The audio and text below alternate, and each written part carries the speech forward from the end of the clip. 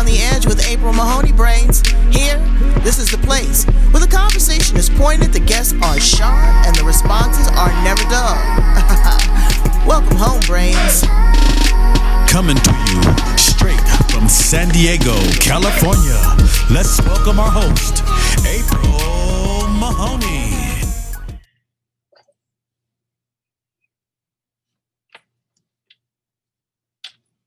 Hi, Brains.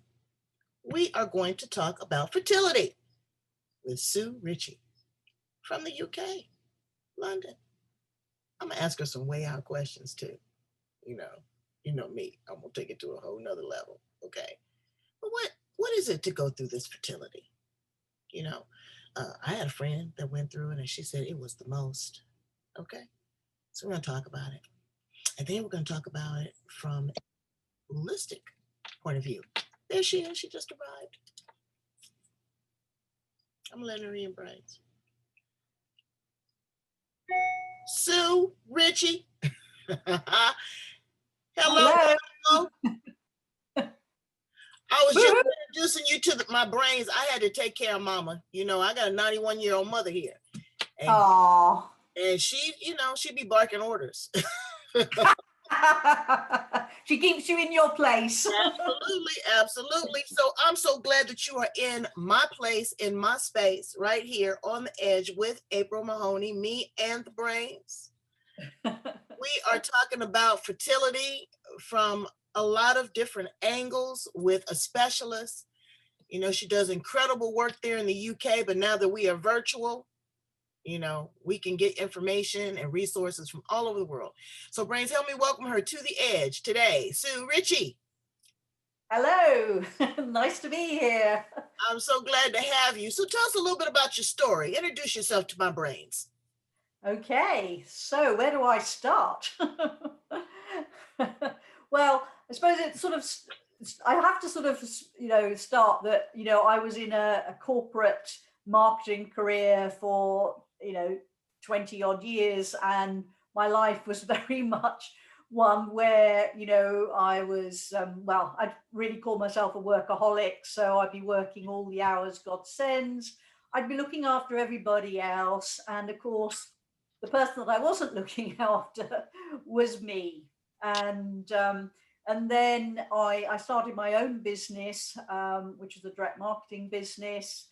And when actually I was a single parent by then as well. And whilst things went great for a while, and I started to take care of myself a little bit better, and then things got really busy and the business grew, and all those sort of old behaviors all came back in again. And really, I suppose probably sort of 12 years ago, I found myself really in a situation where I had a big health wake up call, and found myself with low energy. I had real problems with my memory. There were actually days when I thought, oh my God, am I actually going barking mad?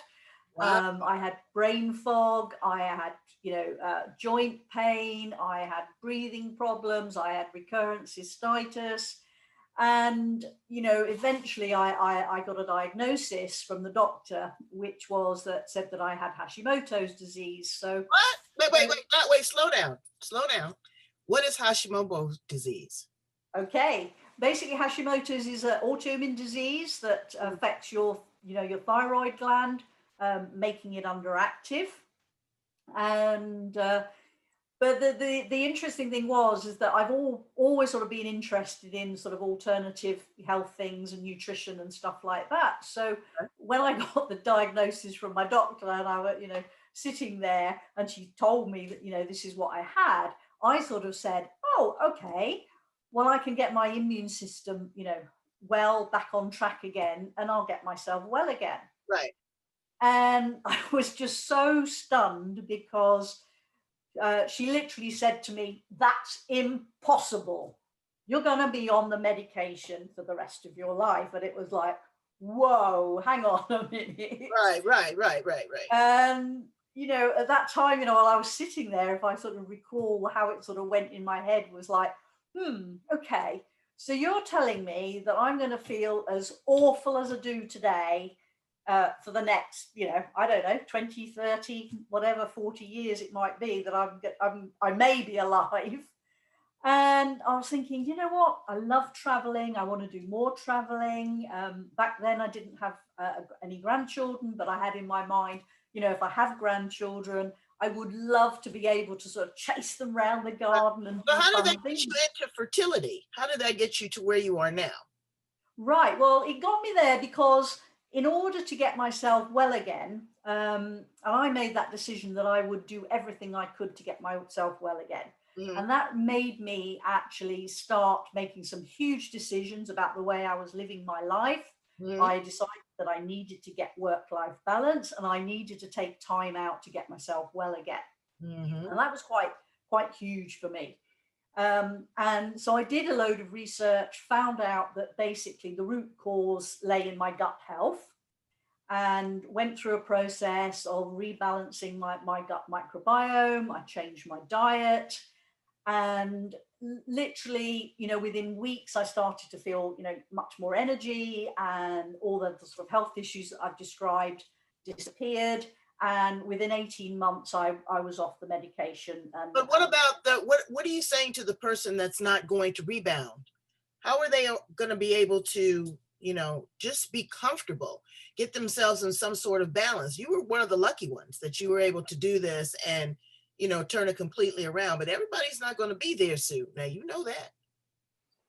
That's true. That's true. So you have to work with the mind also, the mind, the body, and the spirit, right? Absolutely. And, and as the fertility thing came, obviously, once I'd actually done this for myself, and, also I lost 35 pounds in weight in 3 months by actually, rebalancing my gut microbiome, changing my diet, which was a huge bonus for me. So everything Challenge. started to come together. That's But my I worked challenge. on my mind as well. Excuse me. That's my challenge, is working on my diet. Damn, I love to eat. And I'm a good cook. I can get my head around everything. Business, science, research, love, recovery, redemption, all of that. But girl, that food is wearing me out. What do I do? What do I do? How do I even start? I look at my plate. I even talk to my plate. I do. I make sure there's a lot of different colors on my plate, but it's the discipline. It's the discipline. And I just, help me, Holy Spirit, because I need to lose at least 25, 30 easy. I don't want to be a Well, diabetic. as I was saying, you may find that the root cause lies in your gut. Well, I take a probiotic. I have good gut health. I don't get sick very often. I'm feeling a little fatigued, but that's from work and stuff, and I work strange hours. But I don't, I have regular elimination. So let me ask you, what do you think about this with the gut health? What do you think about colonics? I'm not a fan, to be honest with you. Why? Why? Because I personally, and this is my own personal Right, view, right. is that putting something inside your body from outside like that, with water and things like that, if you're talking about colonic irrigation, you don't know whether that's things are clean, whether the water's clean. Potentially, the bowel could be damaged by the force of the water. So you've got to be careful of who you actually, you go to. But, my view is your body is perfectly able to do what it needs to do. And it's more about what you put inside Okay, your but mouth and what you're wait. eating. I heard a contradiction there. It says what you put inside. Which side? No, inside your mouth, what the food that you're eating. Okay, because you're okay, because what you put in, whatever orifice, your ears, your eyes, your mouth, your love zone, whatever orifice it is, and you put it in your body, you're putting it in. But it's very interesting because I went to a place one time, scared me to death. Oh, it was, was okay. But when I got in there, it didn't look like a place that if an emergency happened, I would be safe. But people say that it's euphoric. So I backed out of that one. But then I've had guests on my show that say that it's transforming their whole thought process. So sorry, I put you in an awkward predicament, but No, that's fine. I'm happy to share my view. it's comfortable that it's not everybody else's view, and that's what the world's about.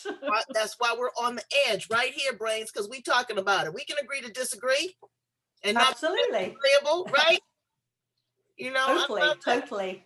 I love that, girl, and I'm loving that necklace. You are wearing me down right there. I love that. Thank you. It was a present from my sister, so it's very precious. Oh, well, tell your sister she outdid herself. It's gorgeous. So let me ask you some facts specifically about the work that you do with fertility. How do you help couples that are having challenges? Now, and again, brains, let's open up our minds up, okay? Because relationships are not what they have been framed in the past. There are, same-sex couples that are going through this fertility process.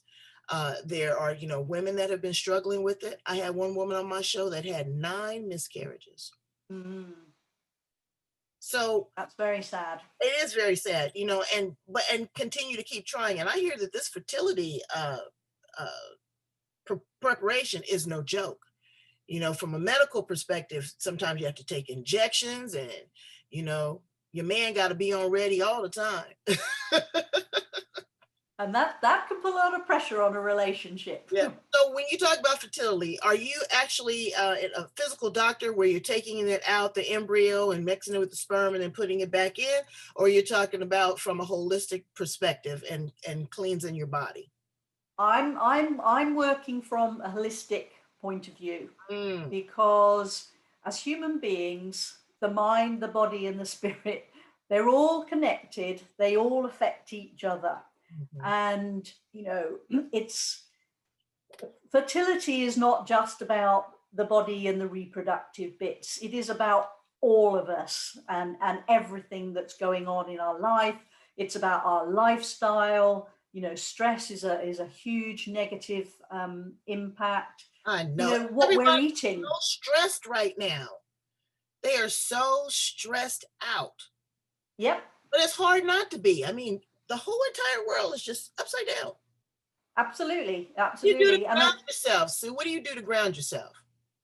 What do I do? Well, what I love to do is meditation. I meditate every morning. I have a sort of daily routine that I start my day with to get it off to a good start. Right. And meditation. I love walking in nature. Nature is so powerful as a stress release effect, but also exercise, just generally any exercise, aerobic exercise and stuff like that. Doing exercise on a regular basis is really powerful, but it's also about switching off and making sure you get enough sleep. And technology these days is a real issue, because people are just picking up their phones all the time, going to bed and looking at their phones, when we really need to actually leave those switched off at least an hour or 2 hours before we go to bed, so that we get a really good night's sleep, so that the body can really just replenish and heal itself. Absolutely. Again, because you don't get that REM sleep and you just got sleep apnea, and it's terrible. So I've been there and worn the t-shirt, and when you're stressed and you're not sleeping, it's a really vicious circle. It is. So tell my brains what you're doing now, how to get in contact with you, and what you're offering to the world. Okay. So people can get in contact with me through my website, which is sue-ritchie.com, and that's ritchie.com. I've also actually just launched a private Facebook group for women who are struggling with the whole area of conception, or want to prepare really well so that the whole process goes easily for them. And it's called The Alternative to IVF. So people can contact me there. And really what I do with people is I really look at what's happening in the body. We look at all of the systems, because we can say we're healthy, but actually we don't know what's actually going on inside. And it's only when we look at how all the systems in our body is actually operating, and then I work with them to actually improve their nutrition, so that we can really get all the systems in the body working really well and efficiently. And it's that. It's also about support with mindset, because when when you're struggling to conceive, it's so easy to really be dragged down into really thinking negative thoughts all the time of, I'm not going to conceive, this is never going to happen to me. But when your mind is in the positive zone all the time, and you're saying, I'm going to conceive easily, Right. you're telling that to your body, and your body listens. And I think the thing is, so many people don't realize that the power of our mind and how we actually talk to ourselves on a daily basis is huge, and it can make such a huge difference. Exactly. You have to have that proper neuro-linguistic programming. But you said something that was very powerful. You said that, I want to conceive, But maybe if you just come from a place that I want to love, because you want to enjoy the process as well. Yeah. You want to bring so much peace and harmony. And I say this to, women that are pregnant right now. It is such a blessing. It is. And read to your child and rub your belly and take care of yourself and take care of your skin. If you can really enjoy the process. I mean, you are the givers of life. We are queens. Nobody Absolutely. do what Absolutely. I totally agree. And that's why I'm really what I do, and why I like to work with couples, because what I want them to do when they work with me is to help them to really, up level every area of their life, so that they're healthy, they're thinking in a great way, so that they're really strong and resilient, so that there are challenges in life, there's always ups and downs. Let me ask you, do you work with surrogates? Pardon? Do you work with surrogates as well? Did you hear me? I'm not getting you. Oh, okay, hold on. Do you also work with surrogates? And the reason why No. Okay. Well, yes, I could do. Yes, I mean, I could work with any woman who wants to actually improve the chances of conceiving, because it is about getting everything working incredibly well, mentally, physically, so that your body is in the right zone to actually conceive. And lifestyle and stress is a huge thing that we have to learn to manage. And the thing is, it's almost like what I like to encourage my clients to do is to work on actually being the best version of themselves, and then the baby will happen, rather than this struggle, I'm trying and making it difficult. Because when you're like that, it's actually creating more and more stress. And unfortunately, the reality is with stress is that it comes back to that the caveman fight and flight system, where you're supposed to be running away from a a saber-toothed tiger, and your body isn't ready to conceive when you're in that situation. What? You also create resentment, because you're trying so hard. Absolutely. And you've got your eye on the prize. But remember, brains, that this is not a sprint, it's a marathon. And again, you want to try to love the other person that's involved in this as well, because there's two people, and it's a lot of responsibility.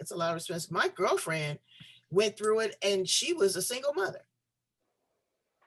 That's tough. Like, wow. That's tough. No, I mean, well, it is tough, because I believe in two parents, but she's got means and money, and she's happy, and the child seems to be happy. But that's a lot to go through. So it's a lot to go through on your own. I mean, just having a child and all of that, when you've got not somebody who there to support you, but people do it, and they do it well.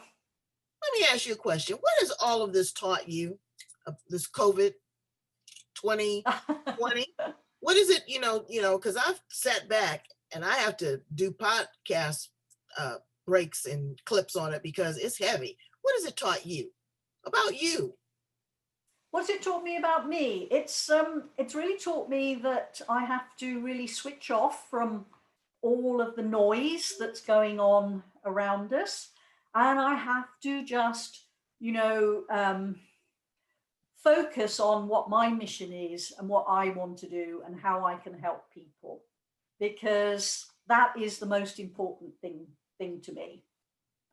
is helping, women, but couples, really get themselves into a great place so that they can actually increase the potential to conceive and go on to create that wonderful bundle of joy. And we have to, block out all the noise and find that quietness and peace in our life, because when we get that quiet and peace, we have amazing aha moments of intuitive, I don't know, higher knowledge, I suppose. Yeah.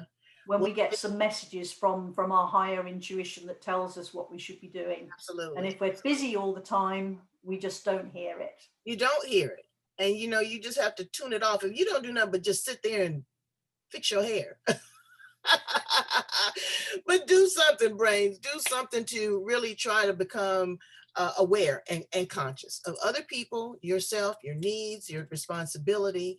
Enjoy what life we have on the planet, but we're not here by ourselves. And I am so glad that you are here to share the wealth and understanding and knowledge when it comes to expanding that with fertility and the work that you do. So it was so great to have you here on the edge with me and the brains, Sue Ritchie. She was right here, brains, with us. Thank you. Come back and visit anytime. I really enjoyed it. I will do. It's been great. Thank you very much, April. It's been lovely being on your show. Say bye, brains. Bye. Take care.